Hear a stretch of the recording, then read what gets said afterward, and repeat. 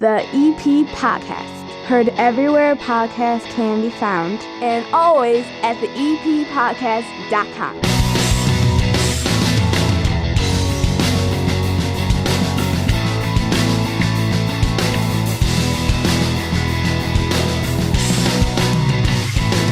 And belly on up to the 9-foot homemade oak bar. Pour yourself a cold one. It is now time for your Football Friday edition of the EP Podcast. All throughout the high school football season, we're talking with head coach Jerry Verde of the Evergreen Park Mustangs. 1-0 now after their Week 1 victory, and they've got a big contest coming up this weekend. It is all brought to you by the First National Bank of Evergreen Park, who invest in the Evergreen Park community. After all, they love this area as much as you do. Plus, with their Total Access checking account, you get free ATMs nationwide and a $300 bonus with qualifying activities. Paired with their mobile banking tools and award-winning customer service, switching to a true community bank has never been easier. Start banking locally today with the power to bank anywhere at bankevergreenpark.com/300. $100 required to open that account. No minimum monthly balance or monthly maintenance fees. Must use link to apply. Member FDIC. Before Coach Verde joins us here on the show, let's go over everything you need to know this weekend here in Evergreen Park. Rich Daniels and the City Lights Orchestra performing from 5 until 7 at 50 Acre Park on Labor Day Monday. There will be food and beverages available for purchase, and right afterwards, when the sun sets, you have fireworks in the park put on by the Village of Evergreen Park. It sounds like a wonderful way to cap off the long weekend. Coming up in about a week, on Friday, September the 9th, the Evergreen Park Youth Department is having a back-to-school ice cream social, grades 5 through high school. 3:30 in the afternoon until 5 at the Youth Center, 3450 West 97th Street. And next weekend, on Saturday, September the 10th, not only do you have the Most Holy Redeemer Men's Club Barbecue Bash, a massive event, live music, I'm cooking ribs along with a bunch of other competitors, and I hope you'll come out and see us. That morning at 10 a.m. at 50 Acre Park, 91st and Rockwell, take a walk with Mayor Kelly Burke. It's all part of the Move with the Mayor initiative that Evergreen Park is taking part in. If you want more information, like, I don't know, what kind of footwear you would have on, call 708-422-1551. The Evergreen Park Mustangs are 1-0, and in moments, head coach Jerry Verde joins us right here on the EP Podcast to talk about the possibility of going 2-0 and beyond. What did he learn last weekend? What's coming up on Friday night? That's ahead right here on the EP Podcast. Building relationships, supporting the community, and service. These are the things that Country Financial stands for. They're more than just an office you may pass by as you drive through Evergreen Park. They're neighbors who lend a helping hand and support the fabric of your community, including charitable organizations, sports, financial education, and civic organizations. And since Country is already your neighbor, they want to get together and chat. Call your local Country Financial representative, Mike Thauer, today at 708-425-1559 to talk about the things that are important to you and how he can help you protect them.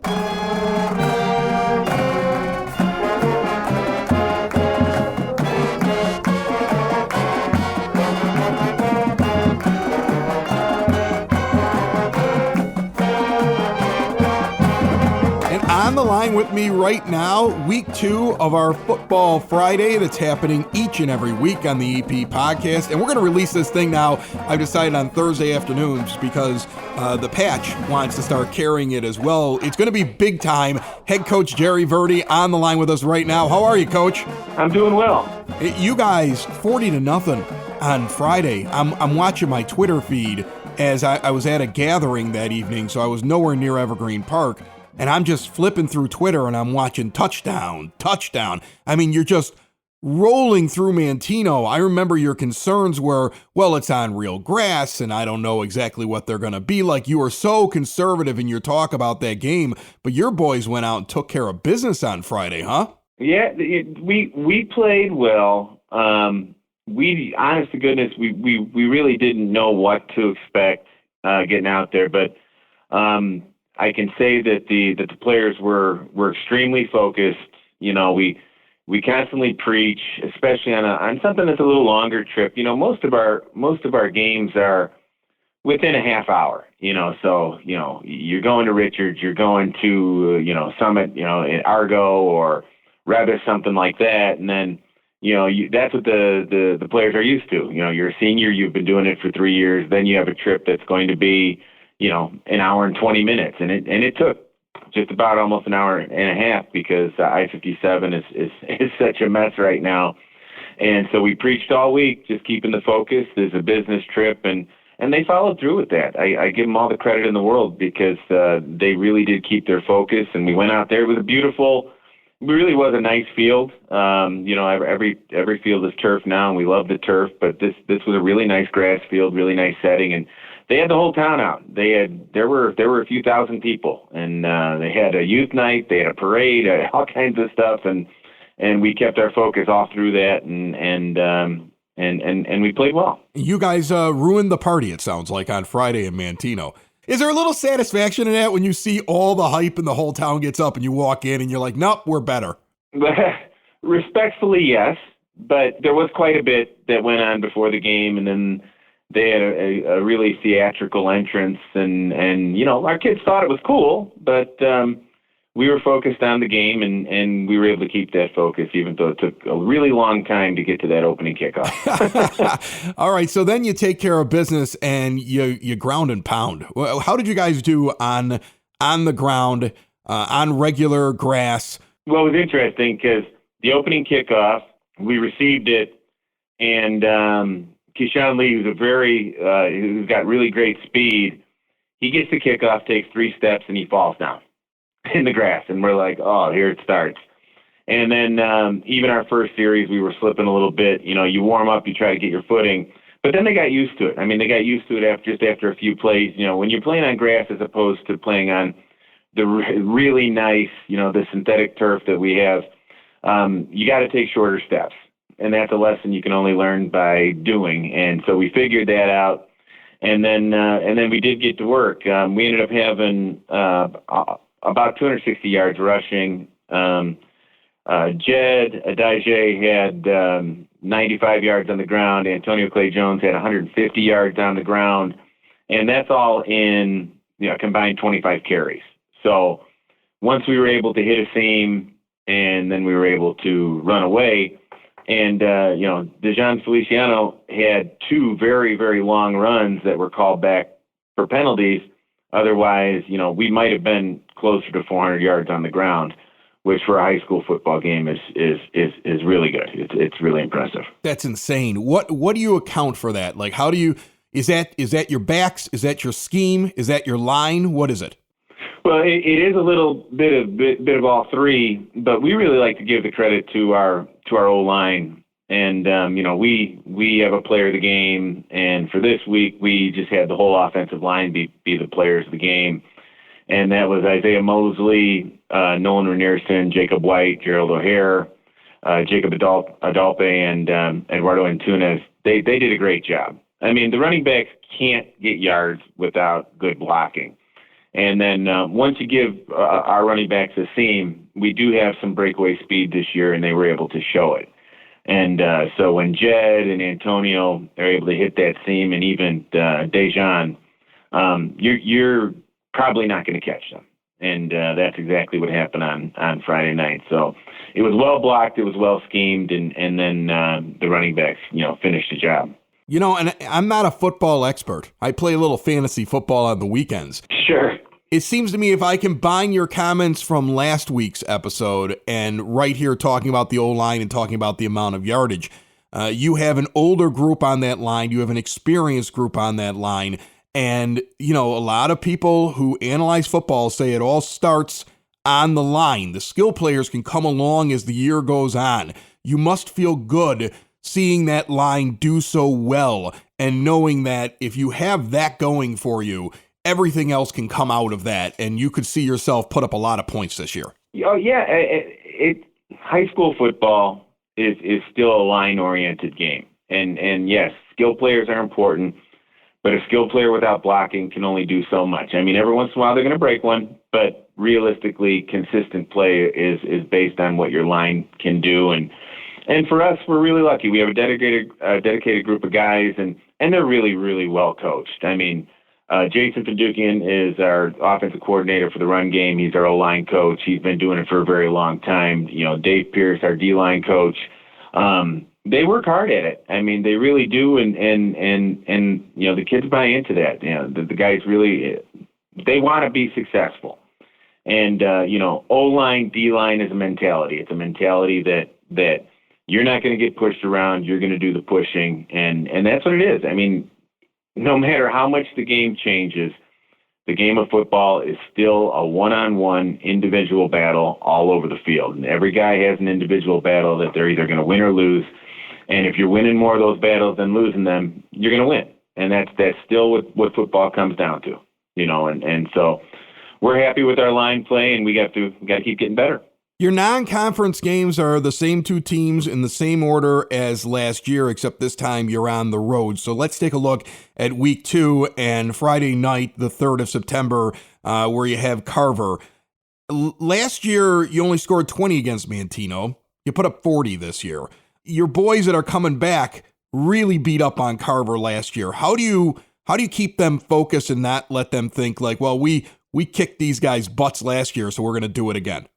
Well, truth be told, it's sometimes it's not easy, but you have to have a mature group that can see the big picture. Carver was a 7-2 team last year. They might end up being a 7-2 team again this year, and you have to focus on your opponent. But even more than that, and I've told them this already this week, is, you know, football is a progression through a season. And for high school, you have 9 games.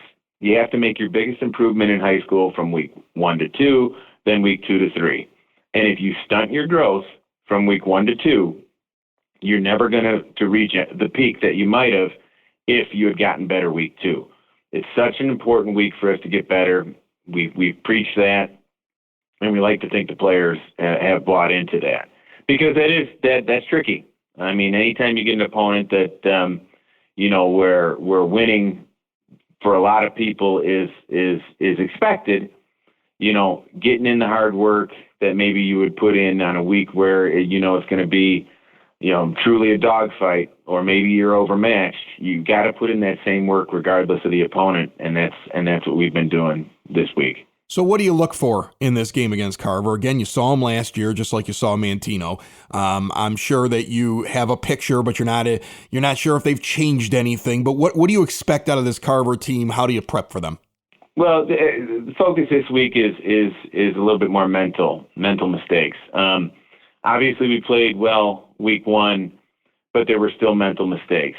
And when it comes to alignments, identification, that really has to be the emphasis. And so from a defensive standpoint, we preach identify, align, and execute. And that has to be sharper this week versus Carver. They give a lot of different formations. They give some formations that we don't see a lot of the season. They run some double tight. They run wing. They run what we would call unbalanced, where they've got 3 linemen to one side, only 2 to the back side, and then there's no wide receiver to that short side. And alignment becomes important for your execution. And that really is, the mental game is really an emphasis for us this week, being able to accomplish that. And part of our growth is our ability to do that identification and alignment. It's so important in the game of football, and so that really is part of our focus this week. We feel good if we are able to identify, if we are able to align, we feel good about our chances this week. All right, I got my dumb question of the week here for you. I'm just curious. Why the same 2 teams at the beginning of the season 2 years in a row? Is that something where you set that in advance, like, hey, for the next couple of years we're playing you? Because, you have your conference games. You always know who you're going to play in your conference. It's basically the same schedule this year with a little bit of jumbling up when you go through the conference games. Why does that happen? Most high school football contracts are a 2-year contract. You get a home, you get an away. And very few teams are going to break that contract, especially if they were away that first year, and then they're going to get that home game the second year. So for us this year, that's just the way things worked out. You know, we scheduled Manteno. Manteno, historically speaking, has been a playoff team. They're closer to us in students than really most other games. They've got about 700 students, and we're at about 820. You know, a lot of people don't realize for the rest of the year from here on out, you know, we have our 820 students, and we play teams that have 1,500, 2,000 students. So that game made a lot of sense. Carver is an upper echelon team, especially in CPS. They do things, some things rather well. They run the ball well, they align correctly, and they compete. And so the games made sense for us when we scheduled them 2 years ago, and they still make sense to us today. It's just a matter of, those first two games, those first two non-conference are really so difficult to schedule because so many teams have to get wins at the beginning of the year because they play in a tough conference, and we're no different. So you want to get a game that you can compete in. 2 years ago, both teams felt that they could compete with us, so it was a good contract, and so this is the second year of that. Very interesting. Right now, you're 3-0 in those 4 non-conference games over the last year and into this year, and hoping to beat Carver again. And then you're going to have to go out into the high school football world and convince somebody to play you and sign another deal. Am I getting that right? You're getting that right. Wow. Well, good luck with that. Yeah.